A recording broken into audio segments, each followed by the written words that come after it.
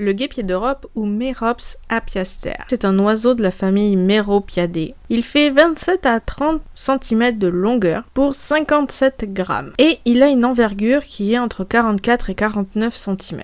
C'est un oiseau nicheur et migrateur que l'on peut retrouver en Europe, Afrique ou en Asie, même si, selon ses couleurs, on pourrait croire que c'est un animal tropical. Alors, il niche généralement en France, c'est pour ça qu'on appelle aussi le guêpier d'Europe. On peut le voir plus facilement en France dans le sud-est, aux alentours du Rhône, parce qu'il aime les milieux arides. Alors là-bas, il se trouve assez bien. C'est un oiseau qui est craintif. Il a un plumage qui est différent quand il est jeune. Il est plus gris sur le dos. Mais les mâles et les femelles ont des plumes aux couleurs identiques. Ce ne sont pas que les mâles, comme on pourrait avoir dans d'autres espèces. Ce sont des voltigeurs de haut vol. Ce sont des chasseurs extrêmement efficaces qui peuvent repérer leur proie à une centaine de mètres. Ils vont la frapper à plusieurs reprises. Alors leur proie généralement ce sont des guêpes, des abeilles, des libellules, des cigales, etc. Des insectes. Et ils vont la frapper à plusieurs reprises du coup pour pouvoir gagner. Mais ils vont aussi la frapper sur les troncs, les branches et tout ça, après l'avoir tuée, pour pouvoir l'attendrir et en même temps faire sortir le venin, histoire de pas s'empoisonner. Et ils ont un deuxième système de défense qui est que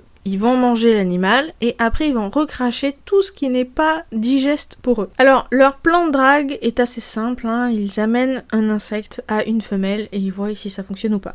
Si la femelle elle accepte, ils vont pondre 4 à 9 œufs selon le climat qui les entoure. Les nids sont faits dans la terre, souvent dans des falaises ou proches de la rivière, etc.